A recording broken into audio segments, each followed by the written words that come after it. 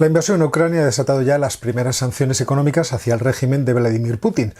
Y aunque hay que analizar estas acciones con mucho más detalle, cosa que espero poder hacer mañana, durante la tarde de hoy voy a estar estudiando el asunto con un poco más de detalle, pero me gustaría grabar el vídeo mañana y a ver si pudiéramos tenerlo mañana por la tarde.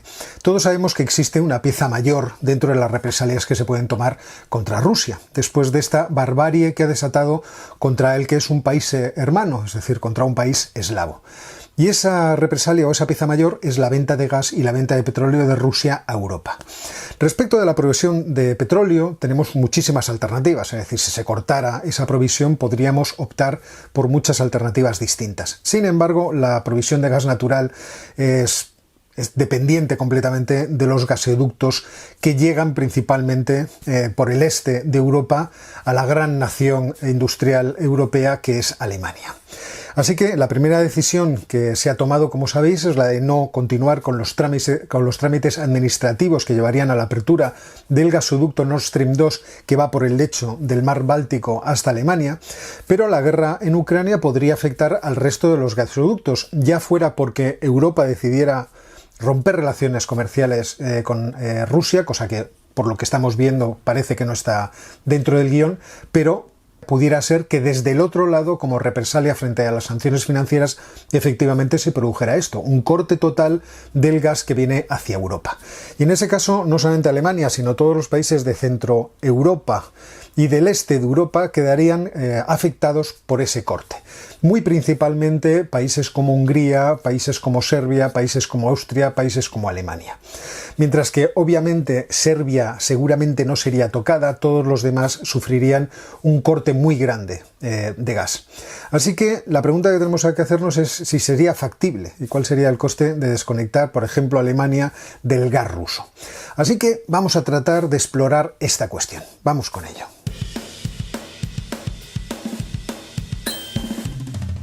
De Rusia a Alemania le llegan por lo menos 4 gasoductos. Por una parte el Nord Stream 1, que está operativo y que pasa también conjuntamente con su hermano, el Nord Stream 2, por el lecho del mar Báltico hasta la costa de Alemania. Después tendríamos el Yamal, que proviene del gasoducto ruso Luces del Norte y que atraviesa Bielorrusia para posteriormente atravesar Polonia. Y el gasoducto que viene de la red Hermandad, que trae gas del norte de Rusia y que con el Soyuz, que lo trae del centro, acaban convergiendo en Ucrania y atravesando el país.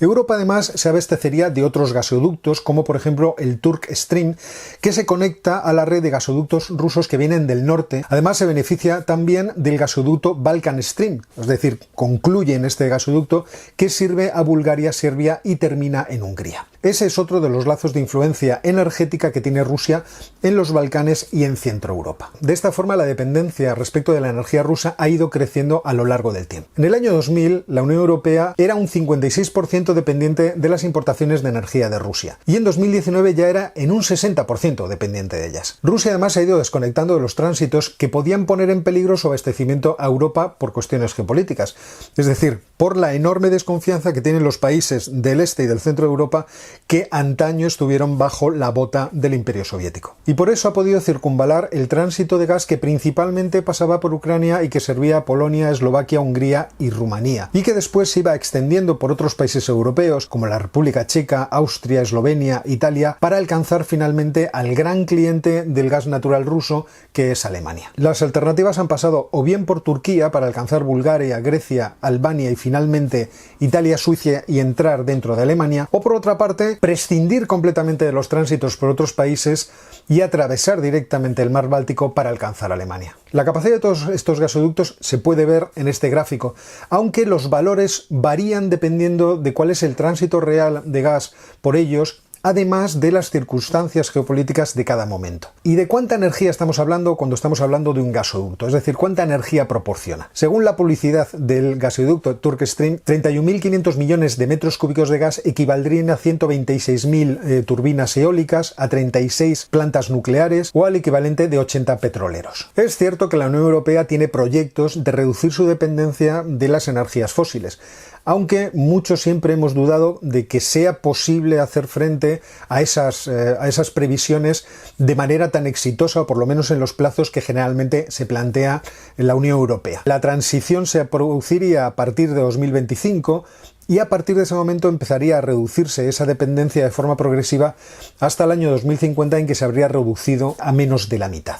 Sin embargo, lo que sí sabemos es que se estima que para el año 2023 el volumen de gas ruso que llegaría a Europa sería de 210 millones de metros cúbicos por día, de los cuales aproximadamente el 20% sería abastecido por el gasoducto Nord Stream 2, que ahora mismo está cancelado. En concreto, a través de Ucrania se transmitían entre 2015 y 2020 una media de 1.200 millones de metros cúbicos a la semana, que se han reducido a 750 a principios de 2020, pero que en 2022 ya han bajado por debajo de los 500 millones de metros cúbicos semanales. De igual forma, los flujos del gasoducto Yamal han estado en reversa, es decir, han estado regresando por el tubo hacia Rusia desde finales del año 2021, y ahora mismo esos flujos se estima que están en unos 100 millones de metros cúbicos a la semana, desde los 750 que llegaron a tener como máximo a principios del año 2021. Todo esto ha formado parte también de una política de Putin de restringir la oferta para subir los precios, eso sí, cumpliendo estrictamente los contratos que tenía establecidos con sus clientes.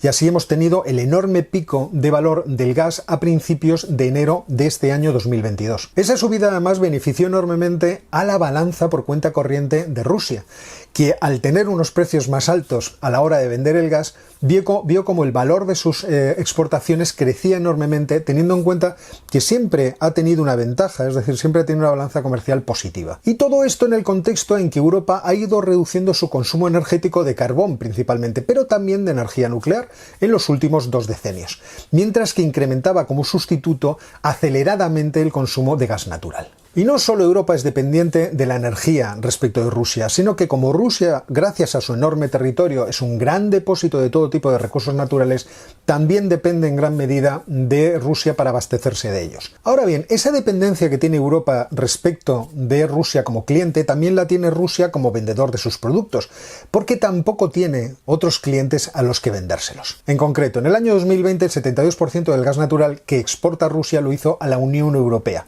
y a Turquía, es decir, 172.300 millones de metros cúbicos, de los cuales el 22% eran para Alemania, el 17% para Italia, el 10,5% para Francia y el 7,7% para Turquía. El segundo problema que tiene Rusia es que no tiene clientes sustitutivos a medio plazo, es decir, Rusia no está totalmente conectada para vender su gas con el resto de los mercados.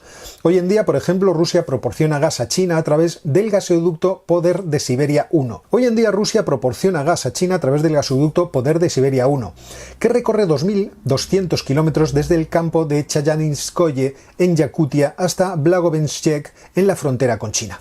Hay una segunda fase de este proyecto que entrará en funcionamiento a final de este año 2022. En total serían 3.500 kilómetros y unos 38.000 millones de metros cúbicos de capacidad por año. Pero el proyecto estrella es el que se anunció recientemente, el Poder de Siberia 2, que conectaría los campos más alejados de China, cercanos a la península de Yamal en el norte de Rusia, directamente con Pekín, atravesando Mongolia, porque pasaría a través de Ulan Bator. En principio el proyecto no estaba pensado así, pensaba atravesar los montes Altai, pero China prefirió este camino para beneficiar a su socio del norte. Ese proyecto implicaría añadirle a los 38.000 millones de metros cúbicos de gas del anterior unos 58.000 millones de metros cúbicos adicionales. Ahora bien, si Rusia perdiera los 200.000 millones de metros cúbicos que le vende a Europa, ¿podría vendérselos a China gracias a estos dos gasoductos? Pues ya vemos que no, porque no sumaría. 38.000 más 58.000 no llega a 200.000. Sin embargo, fijaos que el Poder de Siberia 2 no se ha empezado a construir. Por ejemplo, el anterior, el Poder de Siberia 1, tardó 5 años en ser construido siendo más corto, 2.200 kilómetros, y empezó a rellenarse de gas en el año 2021, con lo que irá incrementando el flujo progresivamente, es decir, todavía no está abasteciendo el máximo de 38.000 millones de metros cúbicos, sino que podría llegar a hacer esto en el año 2025. ¿Y cuándo estará terminado el Poder de Siberia 2? Pues bien, el viceprimer ministro de Mongolia, el señor Saimbunyangin Amarsaihan, afirma que la parte mongola está preparada para recibir el gas en el año 2024, lo cual quiere decir que el gasoducto llegará allí y empezará a llenarse en esa fecha, y que todo el sistema estará completado en su infraestructura para los años 2027 y 2028. Así que por lo menos en el medio plazo no existe una alternativa para Rusia para poder vender ese gas que no nos vendería a nosotros, a los europeos. Pero es que además Rusia es el quinto socio comercial de la Unión Europea, representando un 4,8% del comercio total de bienes de la Unión Europea en el mundo en 2020. Pero a la inversa, la Unión Europea es el mayor socio comercial de Rusia con un 37,3% del comercio total de bienes del país. Y además la Unión Europea es el mayor inversor en Rusia de todo el mundo. En 2019 el stock de inversión extranjera directa en la Unión Europea, de la Unión Europea en Rusia ascendió a 311.400 millones de euros. Y por aquí hay algo que ya os comentaré mañana cuando hablemos de las sanciones financieras, y es que buena parte de esa inversión sale de Chipre, porque en Chipre están alojadas muchas de las fortunas propias de los rusos, es decir, de esos famosos oligarcas. Aunque ya parte de las sanciones, por ejemplo, el corte de varios bancos respecto del sistema SWIFT, ha sido aceptado por Chipre, porque ahí existe un chiringuito financiero británico en la misión. Bueno, vamos a dejarlo, pero de esto hablaremos mañana. Pero fijaos que la cosa se está enredando y tiene muchas ramificaciones y muchas posibilidades de hacernos daño mutuamente. El resto de los países que no son Alemania pueden sortear estos problemas con cierta garantía. Vamos a ver, Italia, por ejemplo, sí, porque puede importar gas licuado y además tiene importantes almacenamientos de gas, ya que en un determinado momento entendió que estratégicamente le convenía tener almacenamientos subterráneos para hacer frente a problemas geopolíticos futuros. La capacidad que tienen son de 4.500 millones de metros cúbicos y en febrero esa capacidad de almacenamiento italiana estaba en el 51% aproximadamente, con lo cual pueden perfectamente pasar este invierno y rellenar fácilmente en verano gracias al gas argelino. Esta medida de ocupación que tienen los italianos es bastante más grande que la europea, que está cercana al 39%, y que en Eslovaquia sería el 32,5% y en Austria mucho más baja, del 22,7%. Quizá por esto hemos escuchado a la ministra de Energía austríaca afirmar que ellos no estaban dispuestos a que se les cerrara el gasoducto Nord Stream 2, aunque estas declaraciones las hizo antes de la invasión rusa de Ucrania. ¿Y sería el gas licuado una solución? Este es el asunto. Vamos a ver, Alemania ha importado de Rusia 120.000 millones de metros cúbicos de gas en el año 2021 y tiene una capacidad de almacenamiento de 24.000 millones de metros cúbicos. Por lo cual todo lo demás tiene que importarlo, ¿de acuerdo? Es decir, tiene que importar 96.000 millones de metros cúbicos. Ahora bien, de esos 24.000 que tiene para pasar el invierno, su capacidad está ahora mismo aproximadamente en el 30%, que le serviría para atravesar estos meses que quedan de invierno, pero que le obligarían a rellenar todos esos depósitos posteriormente. Pero Alemania no solamente depende de las importaciones rusas, sino que aproximadamente un 24% de sus importaciones las recibe de Noruega y de Holanda. Pero sabemos que el campo de Groninger está detenido por los riesgos de terremoto y no parece que vaya a ser una opción de incrementar las exportaciones hacia el oeste, principalmente de Alemania, que es donde está conectado. Por otra parte, la capacidad noruega de generar gas está a tope, incluso la de gas licuado. Y este es uno de los problemas que tiene Alemania y que ahora veremos en más detalle. Pero es cierto que el resto de Europa, debido al crecimiento de los precios de la energía, se ha girado rápidamente hacia el gas licuado. De hecho, lo que está pasando es que las importaciones en la Unión Europea de gas licuado han aumentado muchísimo, un 146% en este año, debido, como os digo, a la crisis energética. Mientras que las importaciones desde Rusia en términos relativos han bajado y se han reducido un poco también las importaciones desde Argelia, principalmente por el cierre del gasoducto que atraviesa Marruecos, que sería un problema que sería interesante también resolver.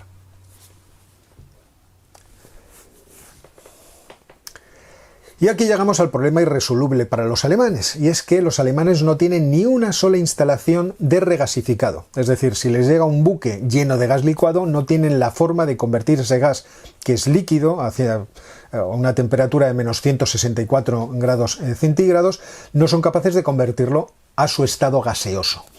Y esta es la enorme dificultad que nos enfrentamos. Aunque Holanda sí tiene, el gasoducto que le conecta con Alemania tiene una capacidad escasa para las necesidades de 12.000 millones de metros cúbicos anuales, y por otra parte no podría incrementar esa cantidad porque ya está proveyendo a clientes del occidente de Alemania.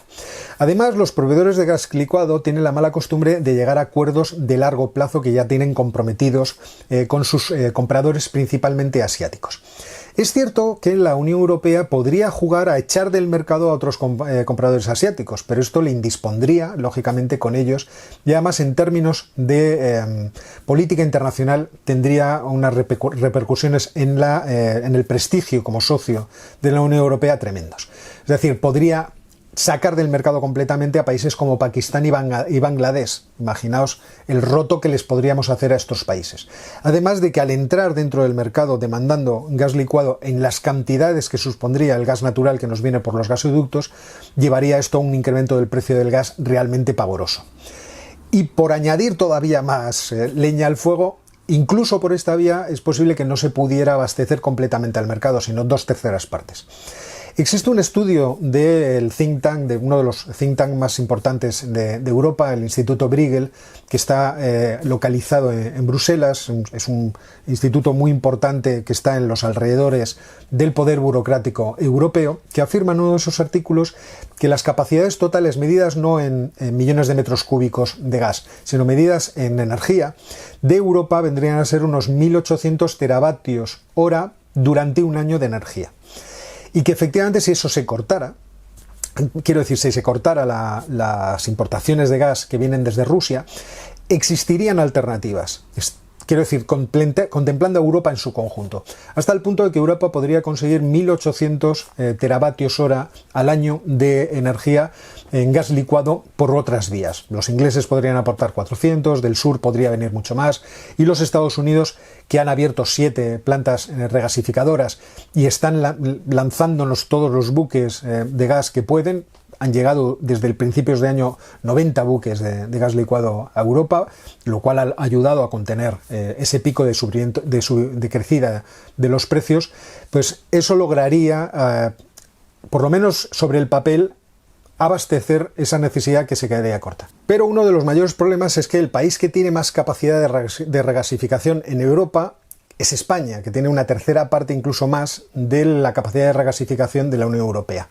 El problema es que no estamos conectados por gasoducto con el resto de Europa. Había un proyecto que conectaría España con Francia a través de Cataluña, el MIDI-CAT, que sin embargo se canceló bajo presiones políticas y también medioambientalistas a los dos lados de la frontera, pero principalmente franceses. Y aún así hubiera tenido una capacidad de transporte de tan solo 7.500 millones de metros cúbicos al año. En 2021 la oferta de gas licuado en el mundo alcanzó los 520.000 millones de metros cúbicos y se espera que en el año 2022 crezca un 6,4% hasta los 553.000 millones.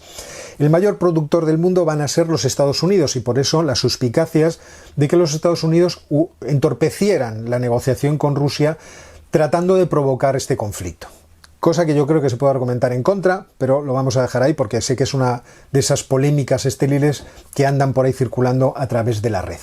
El año pasado los Estados Unidos exportaron 98.000 millones de metros cúbicos y se espera que incrementen esa cantidad este año hasta los 112.000 millones de metros cúbicos, con una tasa de utilización media de sus instalaciones del 84%. Qatar exportó 107.100 millones de metros cúbicos al año y no tiene expectativas de incrementar su capacidad productiva el año próximo. Y Argelia produjo 95.000 millones de metros cúbicos, pero solo exportó 16.000 en forma de gas licuado, porque casi todo lo exporta a través de los gasoductos a Italia y a España. Pero Alemania, como os digo, no tiene instalaciones de regasificado. De hecho, la única instalación que tenían en marcha, una que estaba construyéndose o planeándose en la localidad de Brunsbüttel y que tendría que haberse terminado durante este año, se empezó a enfrentar a todo tipo de dificultades que aparentemente estaban relacionadas con la exigencia de que un 10% de su capacidad de regasificación se reservara a la empresa para poderla vender dentro del mercado spot, a cambio de tener que pagar aranceles por el gas que estaban importando. O sea, había ahí una negociación, una pelea, a parecer, si yo he entendido bien cómo es la noticia, por la cual la empresa pretendía no tener aranceles para el gas que importaba, pero por otra parte buscaba, si los tenía que tener, algún tipo de compensación. Además ha ido cerrando otros proyectos. Donald Trump les convenció de que era necesario. Bueno, les presionó para que iniciaran este camino de desconectarse del gas ruso, pero en cuanto Donald desapareció de la escena, lo que tuvimos fue precisamente el cierre de todos los proyectos. Uniper tenía uno en la ciudad de Wilhelmshaven y se cerró otro en la ciudad de Stade. Así que cuando el ministro de Economía alemán, Robert Habeck, dijo el miércoles 23 de febrero pasado en una radio alemana que la posibilidad de que el país obtuviera suficiente gas y suficientes recursos más allá de las importaciones rusas era una posibilidad real, yo creo que nadie le creyó. Es decir, todo el mundo se miró diciendo, ¿y cómo lo vas a hacer? A lo mejor estaba pensando no en gas, es decir, en no recibir la energía a través de gas, sino en volver a activar centrales nucleares y volver a quemar carbón y petróleo para calentar el país. Aunque habría que ver qué tipo de infraestructuras tienen ahora mismo las viviendas, porque si son como mi casa, yo no sé cómo podrían enviarme algún tipo de energía que no fuera gas natural si este gas natural se cortara en términos mundiales. Por otra parte, hay un problema en todo esto adherido. Ahora han paralizado el proyecto del Nord Stream 2, pero existen muchos intereses económicos que van a reclamarse precisamente por esa detención. Por ejemplo, la empresa Uniper, que os decía antes, esta hablaba de que ellos habían puesto, es una empresa financiera, habían puesto una cantidad de dinero sobre la mesa de $1.000 millones, y por lo tanto estaban expuestos a un riesgo financiero en caso de que el proyecto no saliera adelante. Y además hay otras 4 empresas que también están expuestas en cantidades similares de $950 millones cada una. Así que ya veremos también cómo reaccionarían los propios socios del proyecto, no solamente Gazprom, que es el socio mayoritario, sino la empresa norteamericana Shell, la empresa francesa Engie o la alemana Wintershall. Entonces, la cosa no está fácil, obviamente, para Alemania. Así que si se cortara el flujo de gas hacia Europa, Europa recibiría un fuerte golpe económico. Alemania tendría que encontrar alternativas mucho más caras para poder enfrentarse al calentamiento de sus hogares y al funcionamiento de sus empresas, y el precio del gas licuado que llega hasta Europa se elevaría hasta niveles disparatados, lo cual afectaría también de manera muy importante a la economía. Según un análisis de Reuters, la reducción del flujo de gas hacia Europa en un 10% produciría una reducción del Producto Interior Bruto aproximadamente del 0,7% del PIB. Lo cual, si esto fuera lineal, querría decir que si aumentara ese corte hasta el 100%, pues tendríamos una contracción del 7% del Producto Interior Bruto que, como podéis imaginar, supondría una enorme recesión económica en el viejo continente. Así que aquí estamos, por no buscarle otras implicaciones, ya que si la decisión hubiera sido desde el lado europeo, si Europa decidiera cortar el gas, entonces Rusia podría entender que esto es un acto de guerra y podría responder con otras soluciones que, una vez que Vladimir Putin ha atravesado el Rubicón de invadir otro país, tampoco se nos antojan ya tan descabelladas, ¿verdad? En fin, y esta es la situación que tenemos respecto del gas. Por eso estáis viendo que en las sanciones financieras siempre se está excluyendo el problema energético. Es decir, yo quiero que Rusia no maneje dólares, pero al mismo tiempo voy a excluir aquellas operaciones en dólares que estén relacionadas con productos energéticos. Y en el caso del corte de bancos rusos del sistema de mensajería SWIFT, va a pasar exactamente lo mismo. Así que el contraataque de Estados Unidos y de la Unión Europea se va a centrar principalmente en las sanciones financieras. Sanciones financieras de las que os daré cuenta en un siguiente vídeo que ya estoy preparando. Así que me despido, espero que os haya gustado este vídeo, que os haya dado información para que podáis juzgar mejor la situación terrible que estamos viviendo en este momento en el mundo, una situación que efectivamente cambia todo en términos de política internacional. Esto es un antes y un después respecto de lo que va a pasar en Europa. Un conflicto que está todavía lejos de estar resuelto y de habernos ofrecido todas sus implicaciones. Las escaladas todavía son muy posibles, los peligros para toda Europa todavía son muy posibles. Así que lamentablemente tendremos que seguir atentos a esta cuestión, en vez de estar hablando de cosas tan divertidas como la geopolítica de los Estados Unidos, que era el vídeo que yo creía que este fin de semana os iba a preparar para poderlo publicar el lunes. Pero antes de terminar, sí me gustaría deciros otra cosa. ¡Viva Ucrania y viva la libertad!